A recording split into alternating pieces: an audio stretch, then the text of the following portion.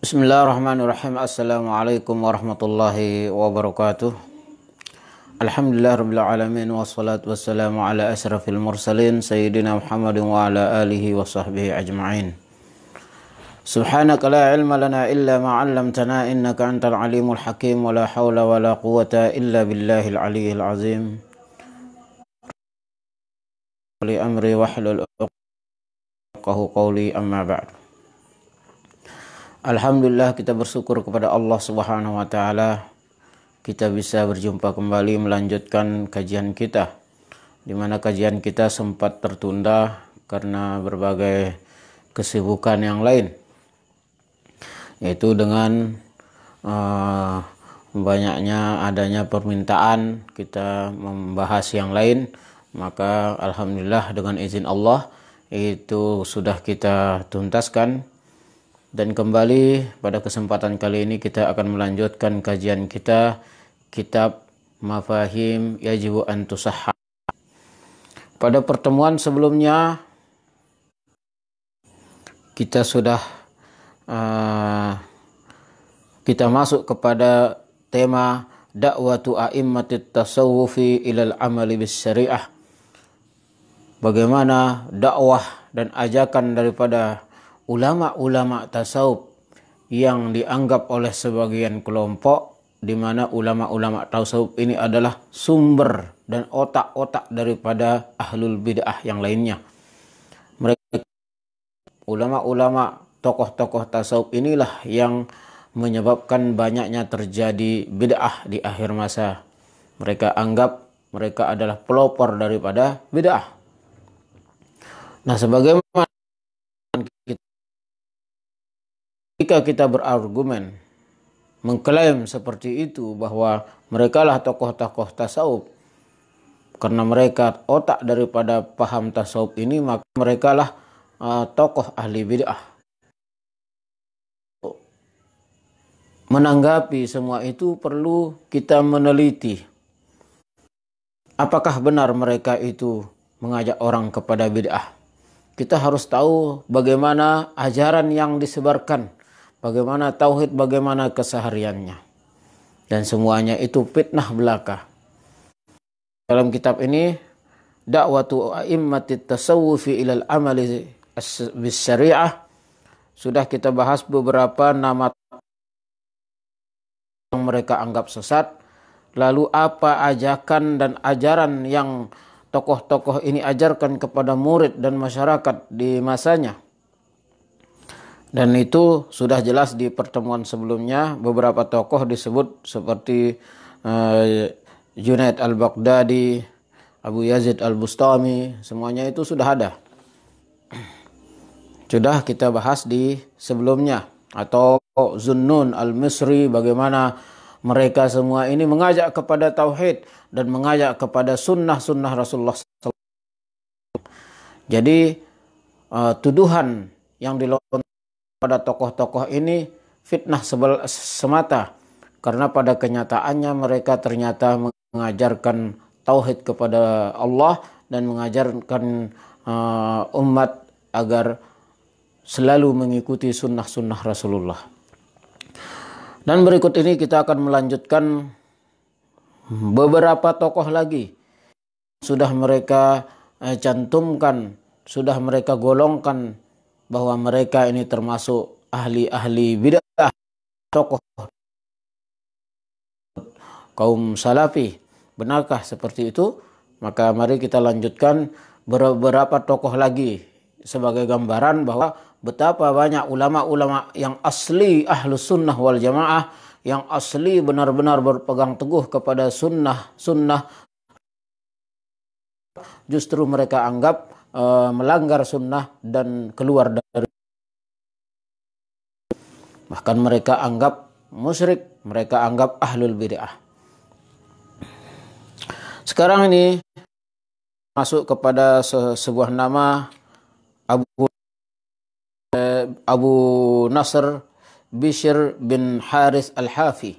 Tokoh ini juga disebut-sebut sebagai tokoh tasawuf yang menjadi otak daripada ahli-ahli bid'ah. Kita baca sedikit tentang apa yang pernah beliau ajarkan kepada masyarakatnya atau jamaahnya atau murid-muridnya. Benarkah daripada sunnah? Qala Abu Nasr Bishr bin Hasir Al-Hafi, ra'aitu Nabi sallallahu alaihi wasallam fil manam. Aku pernah berjumpa dengan Rasulullah sallallahu alaihi wasallam di suatu mimpi. Faqala li, maka Rasulullah sallallahu alaihi wasallam bersabda kepada Bishr, wahai Bishr, atadri lima rafa'aka Allahu min baini aqranik? Tahukah engkau kenapa Allah mengangkat derajatmu, meninggikan derajatmu di rekan-rekanmu? Qultu la ya Rasulullah, saya tidak tahu ya Rasulullah. Ya Bishr,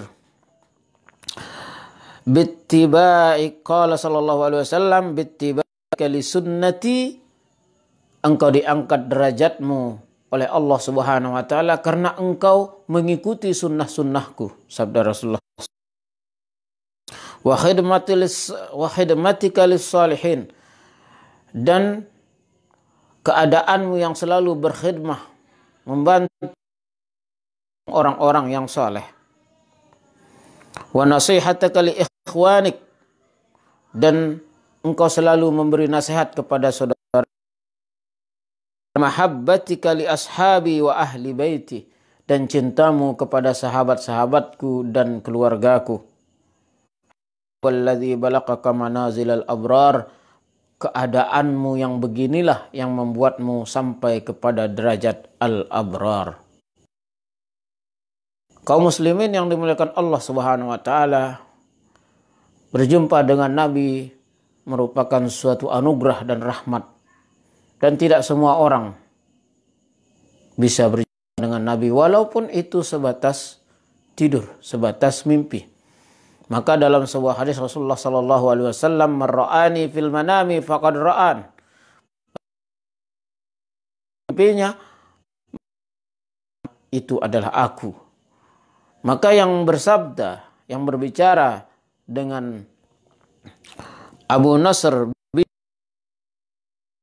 sallallahu alaihi wasallam, dan yang menyatakan bahwa Abu Nasr Bishr ini merupakan sosok yang suka mengikuti sunnah-sunnah Rasulullah adalah Rasulullah sallallahu alaihi wasallam sendiri, bukan orang lain.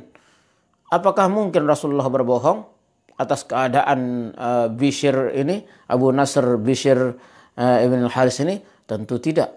Maka ini sebagai bukti mengatakan, menyebut Abu Nasr Bishr bin Haris Al-Hafi sebagai orang yang mengikuti sunnah-sunnah Rasulullah, sementara orang-orang Salafi, Wahabi, aliran keras ini menyebut Abu Nasr Bishr Al-Haris sebagai ahli bid'ah. Bukankah dua sesuatu kontra, yaitu satu kelompok mengatakan Abu Nasr ini adalah ahli bid'ah, sementara Rasulullah sendiri mengatakan bahwa dia adalah orang yang berpegang teguh kepada sunnah. Tinggal kita muslimat, kita orang yang sekarang berkata bahwa Abu Nasr adalah ahli bid'ah atau percaya kepada Rasulullah sallallahu alaihi wasallam. Tentu kalau kita berbicara tentang dalil bahwa ungkapan Rasulullah sallallahu alaihi wasallam yang menyatakan Abu Nasr sebagai orang yang teguh mengikuti sunnah-sunnah beliau tidak memiliki dalil karena tidak tertulis di dalam hadis. Tapi ketahuilah bahwa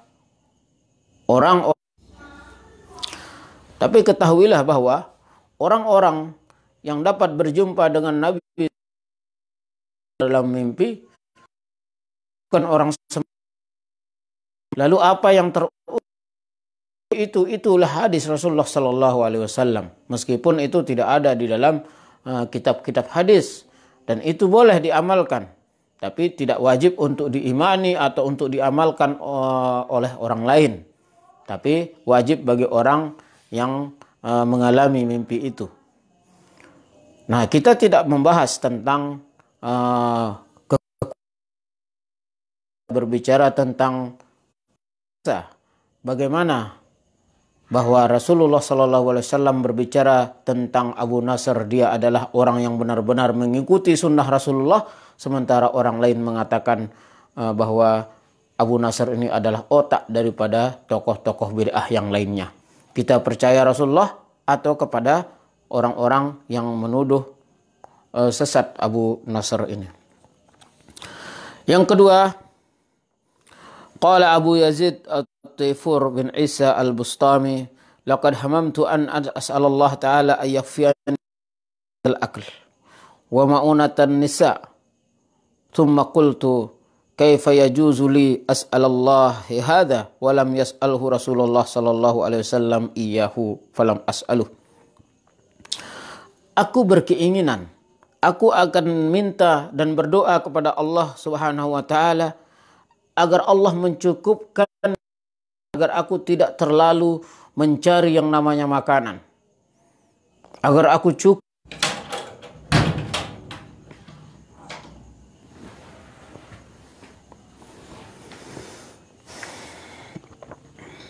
Ya, minta maaf, mungkin sinyal agak kurang lancar. Abu bercerita ingin sekali berdoa kepada Allah agar Allah mencukupkan dia dari makanan dan dari perempuan. Lalu dia berkata, juzuli, apakah pantas, apakah boleh aku berdoa meminta sesuatu seperti ini kepada Allah sementara tidak pernah dipanjatkan oleh baginda sallallahu alaihi wasallam. Ketahuilah dan muslimat yang dimuliakan Allah Subhanahu wa taala, sampai mau berdoa minta sesuatu pun seorang tokoh ini memikirkan dan berpikir 1000 kali untuk berdoa dengan doa yang tidak pernah dipanjatkan sallallahu alaihi wasallam. Begitu berpegang teguhnya kepada sunnah-sunnah Rasulullah. Lalu apakah kita bisa percaya kalau ada orang di belakang-belakang ini mengatakan bahwa tokoh ini, Abu Yazid Al-Bustami ini merupakan tokoh yang sesat, sementara doanya saja dia tidak mau melapaskan doa kalau itu tidak pernah dipakai berdoa oleh baginda sallallahu alaihi wasallam. Itu doa urusan kecil. Bagaimana dengan perkara-perkara ibadah yang lain? Tentu dia akan lebih berpegang teguh kepada sunnah-sunnah sallallahu alaihi wasallam. Lalu Abu Yazid ini juga pernah berkata, "Law nazartum ila rajulin u'tiya minal karamat."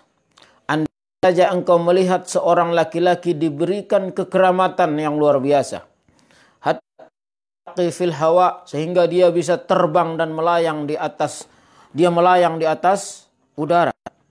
Fala taghtarru, maka jangan engkau terkecohkan. Hatta tanzuru kaifa tajidunahu indal amri wan nahyi wa hifzal hududi wa ada'is syariah. Abu Yazid Al-Bustami mengatakan, kalau engkau melihat seseorang yang diberikan sebuah kekeramatan, sesuatu kehebatan yang luar biasa, sehingga dia bisa berjalan di atas air, dia bisa berdiri dan terbang di atas angin, maka jangan kita terkecoh. Sehingga kita melihat kepada bagaimana dia menegakkan amar ma'ruf nahi mungkar. Bagaimana dia menegakkan apa yang diperintahkan oleh Allah, melaksanakan segala apa yang disuruh oleh baginda sallallahu alaihi wasallam, wan nahi, dia menjauhkan diri dari apa yang dilarang.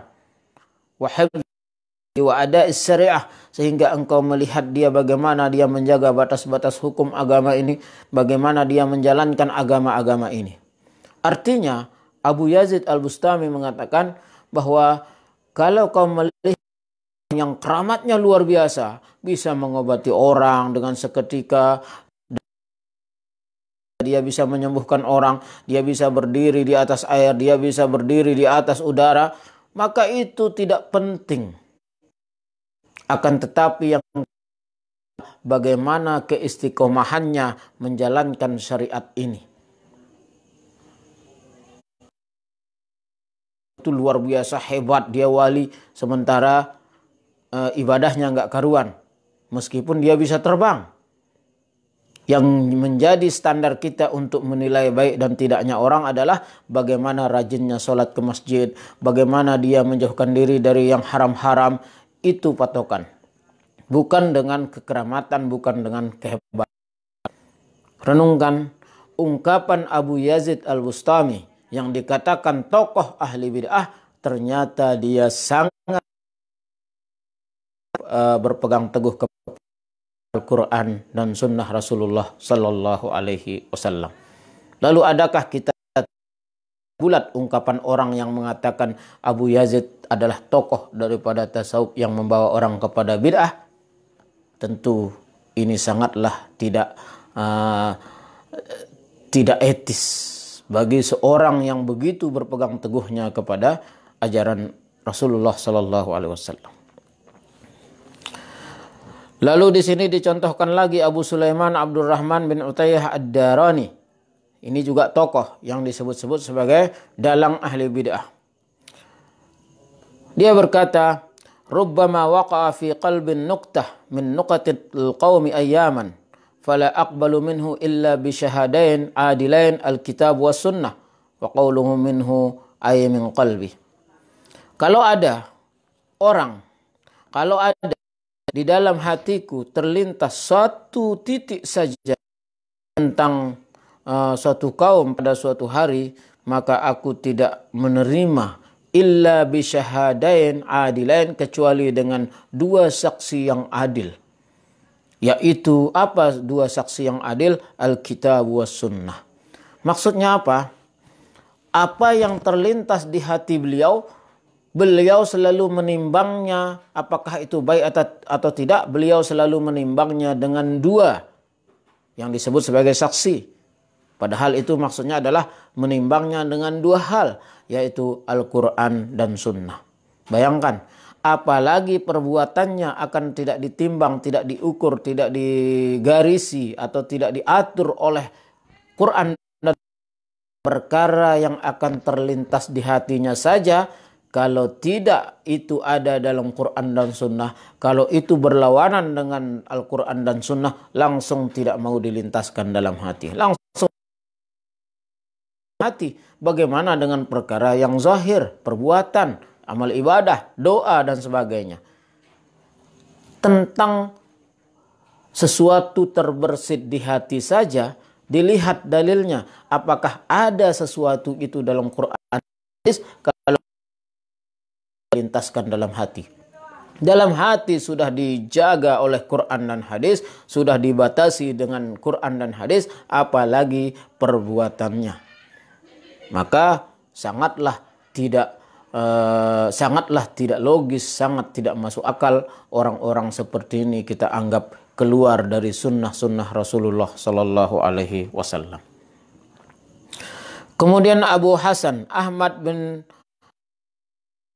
sangat terkenal juga, mereka sebut-sebut sebagai otak dari ahli-ahli bid'ah. Dia pernah berkata, "Man amila amalan bilattiba'i sunnati Rasulullah sallallahu alaihi wasallam fahuwa batil." Beliau tokoh yang dianggap sesat ini, beliau mengatakan, barang siapa amal dan tidak mengikuti sunnah Rasulullah sallallahu alaihi wasallam fahuwa batil, amalan batil. Apakah mungkin juga orang seperti ini kita anggap sesat? Yang selanjutnya Abu Hafs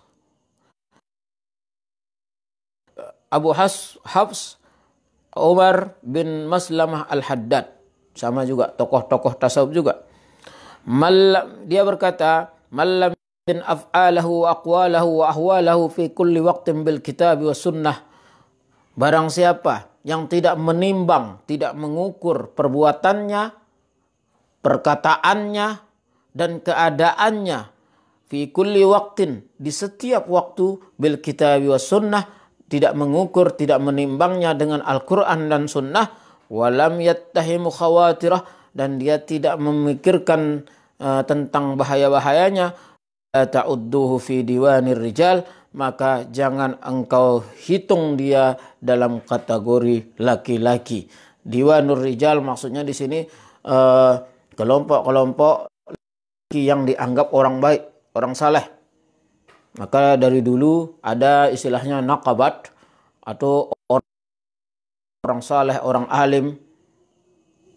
Seperti itu, jangan pernah ada orang yang tertulis di kelompok itu kalau dia tidak menimbang dirinya, perbuatannya, mengukur ucapannya, mengukur segala keadaannya dengan Quran dan hadis.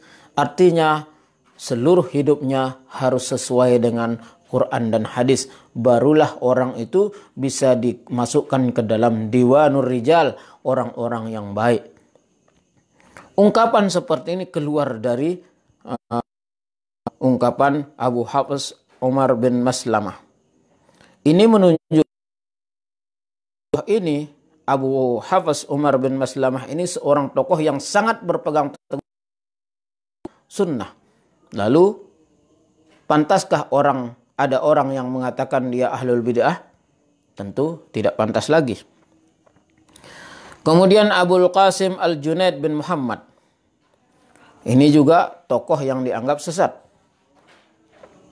Dia pernah mengatakan, "Man lam yahfazil Qur'an wa lam yaktubil hadis." Barang siapa yang tidak menghafal Al-Qur'an dan dia tidak menulis hadis, la yuqtada bihi fi hadzal amr. Karena dia tidak boleh diikuti pendapatnya dalam suatu perkara. Kalau dia tidak tahu hadisnya, tidak tahu dalilnya sama sekali, dia hanya mengatakan ini boleh, tapi dia tidak tahu Qur'annya. Di ini boleh, tapi dia tidak tahu, maka pendapatnya, fatwanya tidak boleh diikuti. Ilmuna muqayyadun bil kitabi was sunnah, karena ilmu kita, artinya ilmu yang berkaitan tentang agama ini, muqayyadun diikat rapi dan dibatasi oleh Al-Quran dan hadis. Ini ungkapan seorang Abul Qasim Muhammad yang dianggap sesat. Padahal begitu gigihnya mereka memperjuangkan dan mengajarkan kepada orang agar seluruh hidupnya selalu dengan Al-Quran was sunnah. Lalu dia pernah juga mengatakan, madzahibuna hadza muqayyadun bi usulil kitab was sunnah. Mazhab kita paham ikat dan hadis. Walamma taghayyara ala Abi Uthman Sa'id bin Ismail al-Hayri al-Hal mazzaqa ibnahu Abu Bakr qamisan lahu ala nafsihi fafataha Abu Uthman hina afaqatahu min al-ghishah farathabahu maqta'an faqala khilafu sunnah yani fi zahir alamatur riya'i fil batin. Ini juga jenis-jenis ungkapan mereka yang bercerita mereka berpegang teguhnya kepada sunnah-sunnah Rasulullah Sallallahu Alaihi Wasallam. Sekedar hanya pakaian seorang saudaranya, sahabatnya atau muridnya yang tiba-tiba dilihat pakai Rasulullah, ditegur, "Hai sahabatku, kenapa kau berpakaian seperti itu? Pakaian seperti itu tidak pernah dipakai oleh baginda Sallallahu Alaihi Wasallam." Begitu sakit seorang tokoh yang dikatakan sesat ini. Ini adalah semuanya tokoh-tokoh ahli tasawuf. Mereka sangat-sangat berpegang teguh kepada sunnah-sunnah Rasulullah Sallallahu Alaihi Wasallam. Bahkan cara berpakaian saja, kalau ada orang yang dilihat tidak seperti pakai Rasulullah, mereka bagaimana lagi teguhnya. Maka adakah ulama-ulama seperti begitu sekarang? Padahal kita lihat ulama-ulama yang begitu pakai celana, pakai sepatu.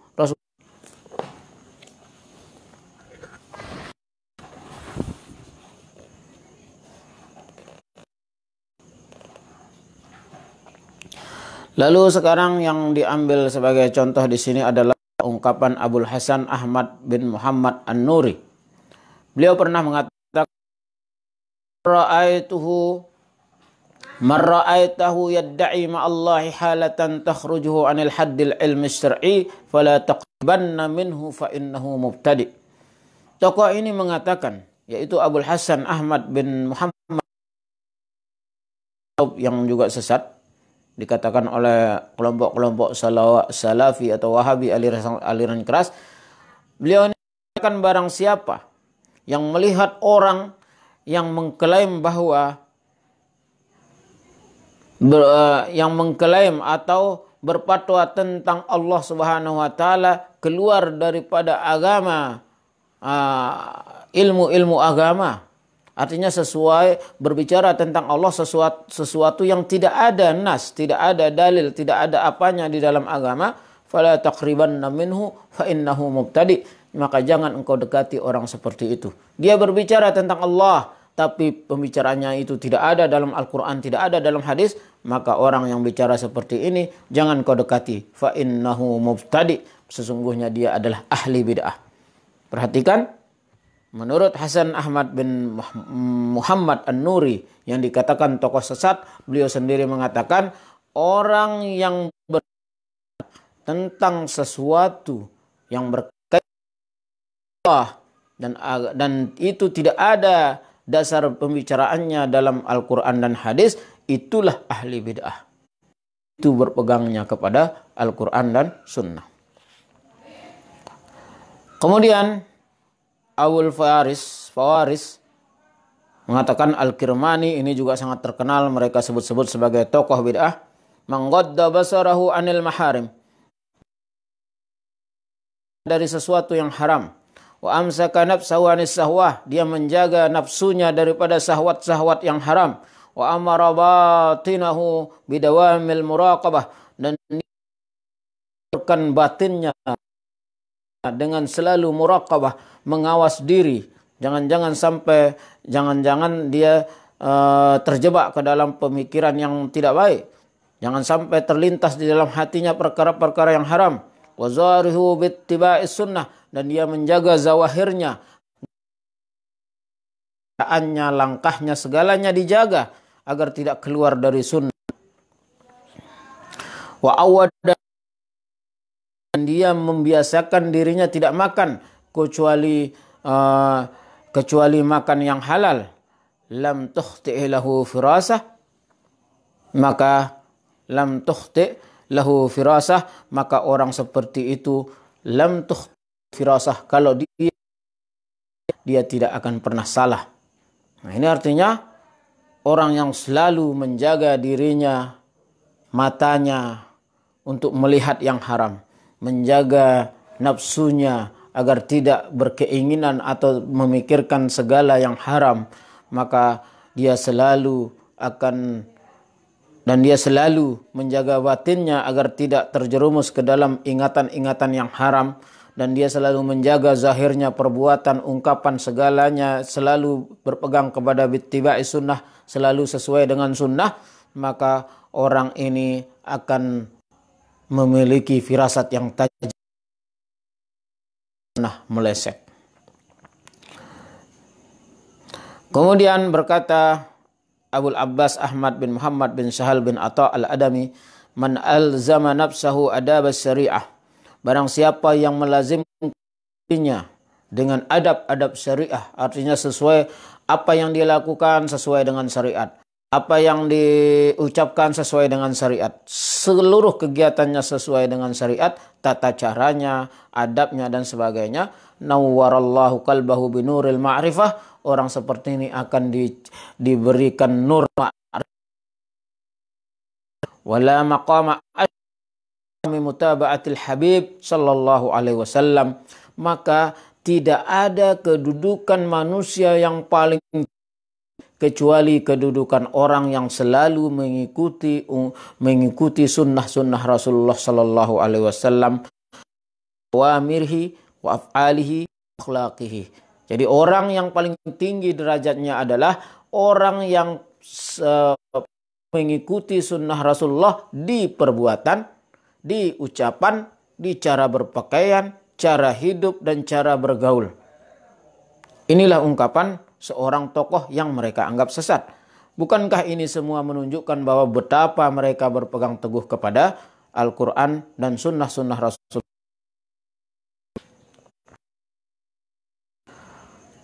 Kemudian seorang tokoh lagi yang dianggap sesat, Al-Bazzar, mengatakan, man alima tariqal haqqi ta'ala alaihi sulukah.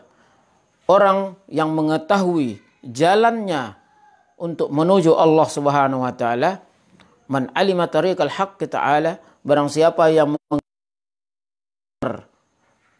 jalan yang benar menurut Allah Subhanahu wa taala, sahula alaihi sulukah, maka Allah akan memudahkan baginya jalan hidupnya. Wala dalila ala ta'ala, dan tidak ada petunjuk, tidak ada dalil, tidak ada panduan untuk menuju kepada Allah Subhanahu wa taala illa mutaba'atar rasuli sallallahu alaihi wasallam fi ahwalihi wa afwalihi wa aqwalihi.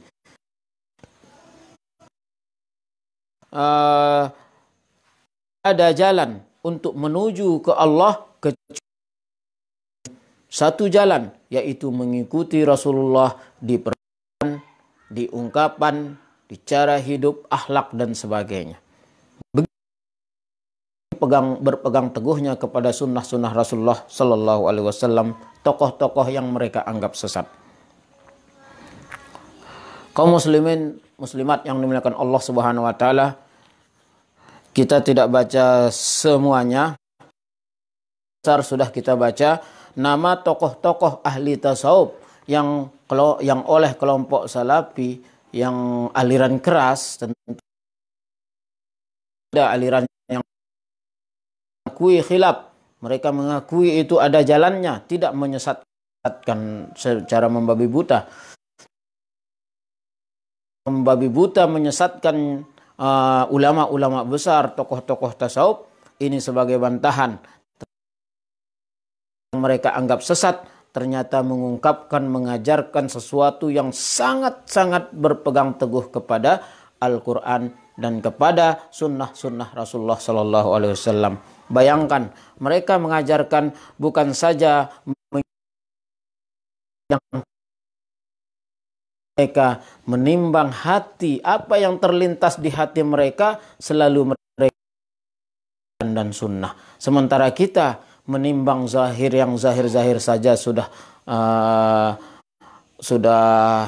nggak karuan, bagaimana menimbang hati kita. Nah begitu saking berpegang teguhnya tokoh-tokoh yang mereka anggap sesat, dan ternyata mereka bukan orang seperti kita. Mereka manusia, tapi mereka tidak seperti manusia sekarang, di mana mereka begitu berpegang teguhnya dengan sunnah, sampai-sampai apa yang terlintas di hati saja masih ditimbang juga dengan Al-Quran dan hadis. Bagaimana dengan kita? Kita jauh di bawah mereka. Maka na'udzubillah summa na'udzubillah, kita berlindung kepada Allah Subhanahu wa taala. Mudah-mudahan kita jangan tergolong ke dalam orang yang berburuk sangka kepada ulama-ulama, kepada wali-waliullah. Kasihan diri kita yang kita buruk sangka merupakan kekasih daripada kekasih-kekasih Allah. Apalah kita kekasih bukan, hamba pun kita diri hamba Allah, sementara Allah belum tentu mengakui kita sebagai hambanya. Sementara ini mereka ini orang yang sudah jelas menjadi kekasih Allah, lalu kita anggap sebagai orang sesat. Maka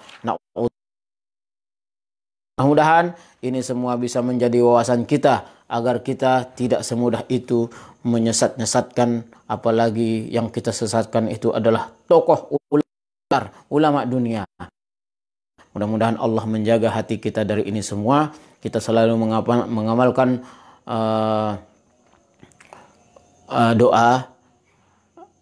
doa yaitu Allahumma astur aiba saykhi anni wa la tudhib